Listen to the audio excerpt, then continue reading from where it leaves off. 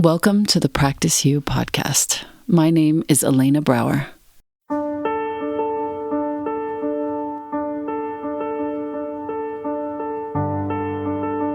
Let's dive into today's conversation regarding life's myriad transitions and how we refine our responses in our relationships, our wellness, our households, our work, and in our practices.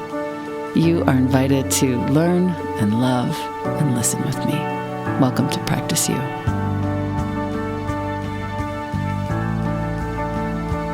Welcome back to the podcast. I have a great honor today of introducing someone whom I've been admiring for many, many years, my whole adult life pretty much, who is now my neighbor, my dear friend, and veritably my sister. We have today Deva Premal. She is a world-renowned Grammy-nominated mantra singer whose ethereal voice and sacred chant-based music have touched millions around the globe, including our family deeply. Blending ancient Sanskrit mantras with contemporary melodies, her work creates a powerful space for inner peace, for healing, and for spiritual awakening. In collaboration with her partner, the one and only, my most delicious friend, musician-composer Miten, she has played a key role, no joke, in bringing mantra music to a worldwide audience through concerts, retreats, and acclaimed recordings. Deva and Miten's music is celebrated for its depth, purity, and universal resonance, making them beloved figures in the global yoga, wellness, and mindfulness communities. And Deva and I are now neighbors, and Deva has a new album out, and it's called The Inevitable Blossoming of the Heart. I would love, dear listener, for you to go and look it up as we're talking and start saving it to your device, and I'll include a link here as well. This is one of my favorites, although there are so many favorites. Deva, welcome to the podcast. Oh, so beautiful. It's always just a pleasure to hear your voice, whatever you say. Oh, my sister. Love you. How is Miten today, first of all? He's doing great. Yeah, we're just about to embark on our European tour. Awesome. Basically leaving Costa Rica to get ready. And that's always little bit of packing involved. Yeah, packing, logistics, and also preparing too. I would imagine that we've spoken to Miten about this, and James was very curious about this too, but when you're with audiences, you're preparing to hold space at this moment as you embark on the tour, which you do every year, but you're also receiving from them. And I thought it might be nice to start with that question. You know, what is that like to be in a room full of hundreds or thousands or many thousands of people and be offering your work and then receiving as well? Yeah, it's nectar. I always feel like I'm bathing and drinking nectar. And it's so interesting because we've been doing this for over 30 years, singing with groups of people that have grown over the years. But of course, there are spaces in between where we are maybe now at home or where there's no concerts or no gatherings. And then when it happens again, it's so overwhelmingly, incredibly amazing that you can't really imagine it when you're not there, you know? And every time it's again like, wow, it's it's blissful. I mean, those words fall so short to the experience. Yeah. It's blissful. Yeah. Miten has described it too as just like there's no words, as you just said, to describe what it's like to be standing there and receiving the energy and the appreciation. Yeah, but also, I mean, I feel like I'm singing with everybody, just like everybody came there to sing. So I don't feel like I'm receiving more or giving more. I feel like we're in a circle, you know. I mean, of course, physically it looks like a stage maybe and an audience, but for me it's a circle and the center is empty and we all sing the truth, you know, we all utter the truth at the same time. There's nobody listening to somebody else. It's like we're all just singing wow. And that for me, that's the translation of mantra is wow. And there's so many ways to say wow. So that's why there's so many mantras. And just to be part of that experience, that's what I feel like. Or like a facilitator, you know, like somebody who just makes it happen. So we all know when to be together, at what time, at which place. That's me. I will say it's served me in that way for many, many years. It was a big part of my son's upbringing. Whenever he hears the Gayatri mantra, there's like a little perking up of energy. It's so beautiful. There's so many things that your music has brought me to, and moments it's touched. I would love to know the sort of origin story. Perhaps our listener might not know of your work, or who knows your work, but only sort of in the background of things, and it's so known that it's familiar. But maybe they don't know the origin story of how this all began. And I'd love to hear a little bit of that if you would be willing to share. Yeah, it really does go back to my parents. It goes back to my father, who was an eccentric, inspired, creative artist on all levels, who found a spiritual path, especially Eastern spirituality, maybe in the 50s or 60s, and totally immersed himself in meditation and mantra and Sanskrit and Zen and yoga, Kabbalah. And he would go deep into everything. He would just really explore on a deep level. And the Gayatri mantra that he came across is maybe the most revered and widely practiced mantra in the world, also the oldest. According to the Vedas, it's the mantra that came into existence with the beginning of the universe. It's the mother of all mantra. And he tuned into that and thought, wow, let me just, I don't know if that's what he thought, but that's what he did. Let me welcome my children. He had 3 children, my sister, my brother, and me, into the world with this mantra already during the pregnancy. And then let's make this part of our daily lives. So there was many mantras part of our daily lives, like Om every time I put something on a table, or Ram every time I switch on the light, or Gayatri mantra, which is a mantra to the light, to invoke enlightenment or the light for all beings. I would chant this every night as a good night song, like 3 times. Not knowing that it was called the Gayatri, not knowing that other people knew this, that everybody in India knows this. Because, I wasn't brought up a Hindu as such. It was really the pure connection to the sound medicine. And that's what we still practice now. It's not that I'm particular religion, or it's the pure connection to the sound medicine that the mantras are. I feel that too. I was raised in my training since probably 25, 30 years on those mantras. Mm. And I never really associated them with a religion per se. It was just a sense of connection and depth and meaning. So, gosh, your work has been so pivotal for me. I'd love to hear also about your connection to Miten, if you're willing to share that story. I can't seem to find much about it online, and I know the story personally, but I'm interested to hear, and I'm sure our listener is interested to hear about how you guys are connected and how long it's been and how deep it is. Just beautiful to be around the two of you together. Yeah, one of those existential gifts that you could never make up. I always say if I had to manifest my life, I would have not been able to dream it up as synchronistic and flowing and magical as it is. And part of that is meeting Miten in India in 1990 when I was 20. He was 43. That age difference never changed. It's still the same. And being touched by his music, because we met in Osho's ashram in India. And he was basically the ashram musician who would provide the musical accompaniment or music for the meditations. And I was so touched by his songs, by his beautiful blue eyes, by his loving, just the feeling of love around him. And I also was young, 20.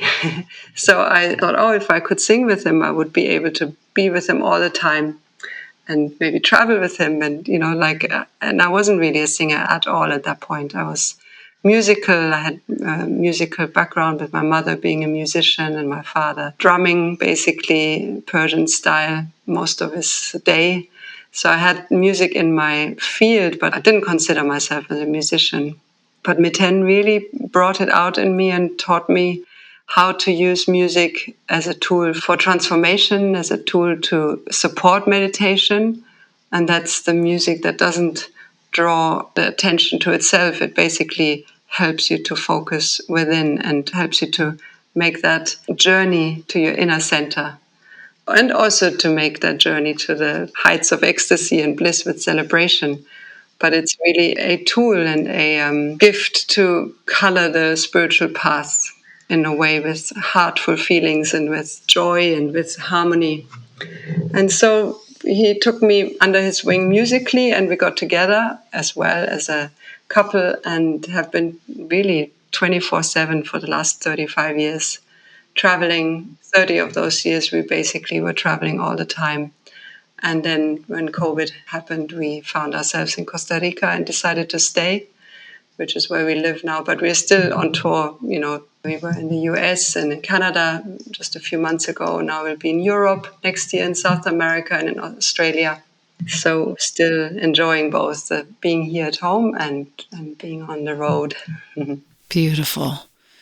And this is where I would love to ask a little bit about what your sort of flow is on the road. So many people come to see you. It's hundreds or thousands in each venue. How do you guys keep it together when you're traveling so much? How do you take care of each other? What is the sort of energy that you like to uphold? Do you have any practices for those of us who are really in awe of the fact that you could do that at all, really? I don't know. It just feels like, actually, when we are on the road, it feels like a retreat as well, because we are just focused on one thing only, and that is to be ready for that time when we all come together and sing and chant. So every day is just about that. It's either, mostly our rhythm is one day travel, one day playing. So the travel day is to get to that particular place, find the vegan restaurant, or maybe we travel with some healthy things that we just like to eat in a hotel room. And then the next day, making sure that we are rested, that we are relaxed, and that we are ready to welcome people who have left their home and made that journey to come to the venue and maybe burn traffic jams and maybe spend money that was difficult for them to spend, but just the honoring of what an amazing thing it is that people take the time and the resources and everything it takes to come together and give themselves that gift. We don't take that lightly. It's a real big honor to welcome them and then to take us all. Basically, we all get on the journey together.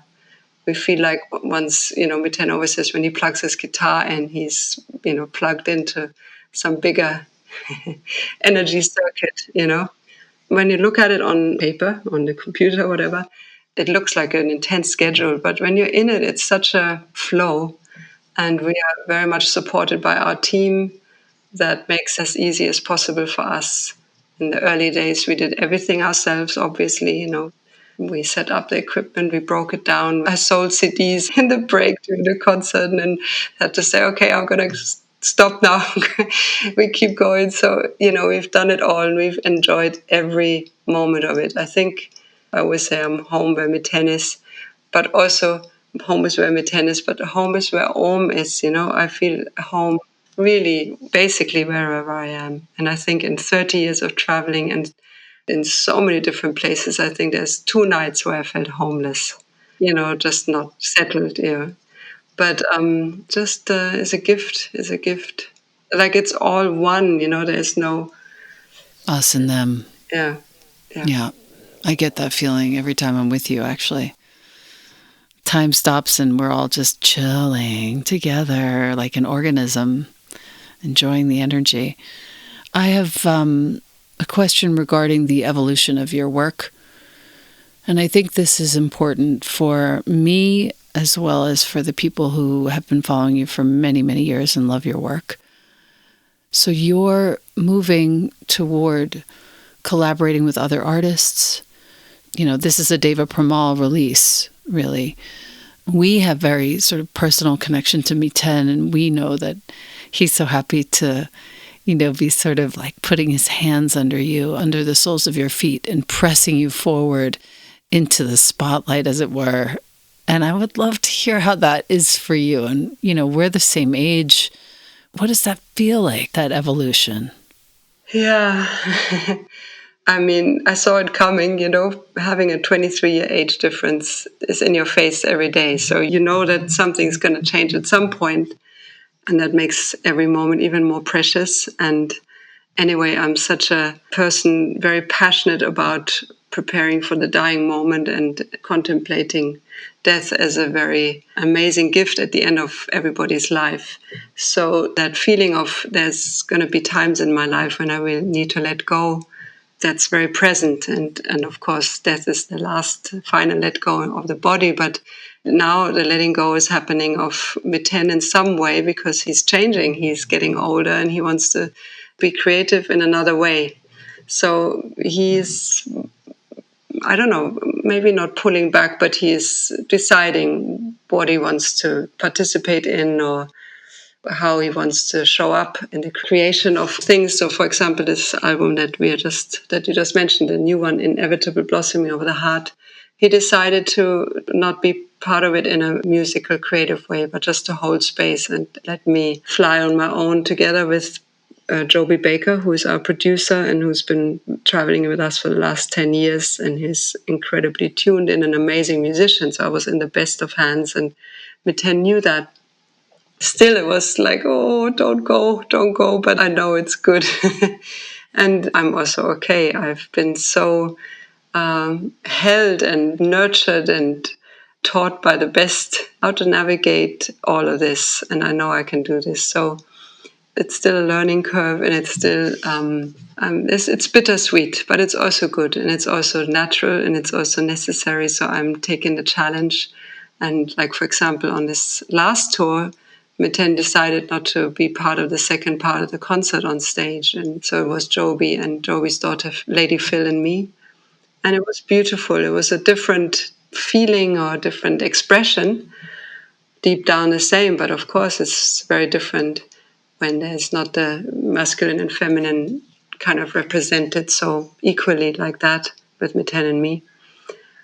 But it was beautiful, and just watching the evolution unfold. And it's, for me in my life, that's somehow the way it's been the best for me, just to follow the flow. Like, I'm not such a visionary, or in 5 years I want to be there, or I want to manifest this, or I feel more like I'm somebody who receives the invitations and the guides, sees the signs, follows the synchronicities, is very aware of where am I being led to, and to follow that and to trust that.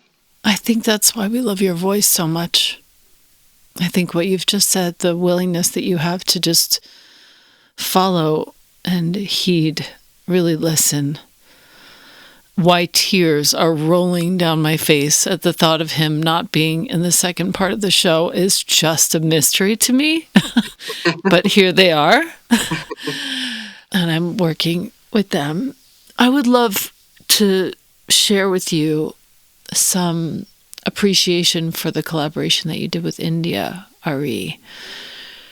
I really am so connected to that track, and I would love for you to talk about it with our listeners so that there's an idea and we can go look for it and listen to it. I think it's important for the planet, this piece. Wow, yes. This is so precious. So many also synchronicities. It came out of my love for India.Arie's song, I Am Light. And when I heard that song, I wrote to her on Instagram and I said, have you listened to the Gayatri mantra? This is your song in Sanskrit. And she said, oh my God, it's you. And it turned out she was already listening to our music and appreciated it. And at one point I thought, wouldn't it be amazing if we could do something together and use our communities to raise money for something that we feel passionate about? And out of that desire, the connection to Lama Tsultrim came, who is a very dear friend of mine now, who is an American Lama. And she gifted us, or initiated us into this mantra of the 12th Tara, the Tara for climate balance, I should say. It's a mantra that invokes the goddess of compassion, Tara, who's also called the rapid responder. She's right there. That energy is right there, available to us as soon as we call out the name Tara, the sound Tara. And this particular mantra is a mantra that brings balance to the forces of climate. So a perfect mantra for this time. And I shared it with India, who happens to have the same birthday as Lama Tsultrim, which was also interesting. And India just took it into her meditation room, sat down, and basically received it. I can just see her somehow sitting there, kind of almost like this ball of light that lands in her lap. And there it is. And almost like a lullaby, I feel. It's like a most soothing, beautiful melody that we can sing to Mother Earth as she is so stretched and wounded and challenged and underappreciated. And we can bring some healing frequencies to this incredible being that we get to live with. And so we recorded it. We didn't actually meet yet, India and I. We recorded it long distance. We both lent our voices to the track, and it's a big honor for me to sing with her because she's such an amazing musician and singer and soul. All platforms, when you listen to it, all the proceeds go to 4ocean.com, which is a charity that takes plastic out of the ocean. And the other day, when we sent our next kind of installment of funds to them, they reached out and they said, "Why is this money coming? How come?" And we shared it with them. They were very touched as well. They're really doing amazing work. And yeah, so we always say, put it on repeat. If you can put it on all night, it goes to a very, very good cause. I've done that many times where I put it on my phone over my desk, and then my desk is in the other room, of course, and I just let it play all night long while the phone's plugged in, far from me, and it fills the house, very low. But it's just wonderful. It's such a great idea. For our listener, on Deva and Miten's website, which is, you can go look now, Deva Premal Miten. So the spelling is DevaPrema, Deva Premal Miten, Miten. So that's one word, .com. You know what? A really easy way for our website is dpm.life. Oh, that's another one. You can just go like that. That's the same website, just dpm.life. I'm testing it right now, naturally. Okay, hold on. I have to put on the HTTPS. Hold on, dpm.life. There we go. Okay, put on the HTTPS, dear listener, and then put a dpm.life, and you'll see the two of them dancing on the beach. I was just listening to our birds outside, missing them. But for our listener, this one is called the Tara Mangalarta mantra. Mangalarta is spelled Mangalartha. Tara Mangalarta mantra. Om Tare Tutare Ture Mangalam Shri Mahapani Svaha. Mantra of the 12th Tara. Let's just say it. Tara Mangalarta is peaceful and golden yellow in color. She brings timely seasons and healthy children. She extinguishes fires, stops floods. Why am I crying? And brings the elements into balance. Upon her lotus flower is an auspicious infinity knot. A stream of cooling energy of love and wisdom comes from her body and the infinity knot, removing all negative circumstances. And these two iconic voices are intertwined when you find this website on Deva Premal's and Miten's website. You'll see it there. And I'll include it here. Turn it on and let it play while you work. You'll be so happy you did. This new album is actually having a few collaborative spirit efforts. I would love to hear, Deva, about one or two of the pieces that you really love from the new tracks. Yeah, I think my total favorite is another duet with Nikki Wells. And that's the 3 jewels of Buddhism, Buddham Sharam Nam Gacchami, which means I take refuge in the Buddha, I take refuge in the teachings, and I take refuge in the Sangha, in the spiritual community. And this is, it's such a potent and strong mantra, as well as the musical expression that was composed by Nikki Wells, who is an incredible singer, my voice coach and friend. And I feel it's magic. And the other day, our friend Manuel Obregon, who is an amazing musician here in Costa Rica, yes, and a magician, he called and he said he was listening to this album and he was just making breakfast just in the background, kind of this, put the album on for the first time. And then this track came on, and he said he went into a portal and he didn't come out for it for an hour. He didn't know where he went, tears just streaming down his face. So there's something really magical about this track. And then there's so many that I'm so passionate about. There's a track that uses an indigenous word from the Maleco tribe in Costa Rica, Afepakian, which means thank you. So we just created a homage to Costa Rica where we just say thank you, thank you, thank you for welcoming us and for your nature and your animals. There's a howler monkey that we just wouldn't shut up during the recording until we recorded it and say, okay, you can get your solo here. And Gayama mantra for Mother Earth, which I really as well want to just kind of highlight. It's the beginning of the album. But it's 10 tracks and I feel equally connected to each one of them. I just find them all so precious. Mm-hmm. And Afepakian was co-created with a Costa Rican musician by the name of Daniel Mora.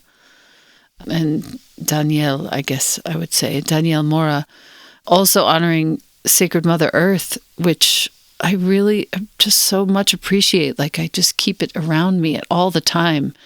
And it's so beautiful. Alma is another track that I love personally.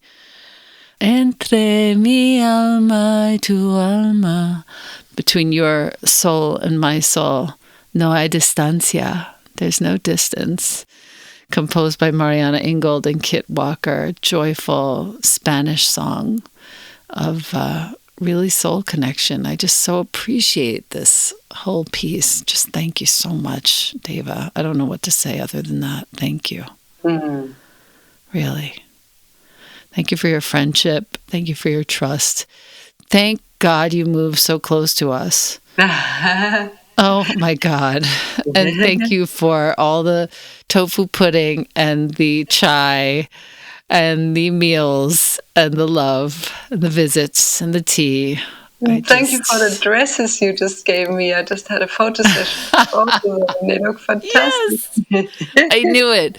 I knew that was going to work out. I'm so glad to hear they have a new life. Wonderful. Oh, I love you so much. I'm wishing you all the best for the tour. Yes, thank you. All the best. And for our listener, tour-wise, you can find it all at dpm.life. The tour will be there for you, and you can see if you're in Europe especially, go and experience this. It's one of the most delightful, embodied, empowering even experiences that you can have is to listen to them live. Yeah, or come to Costa Rica, come to Blue Spirit. We do retreats here twice a year. Next one comes up in December, over 20th to 27th of December.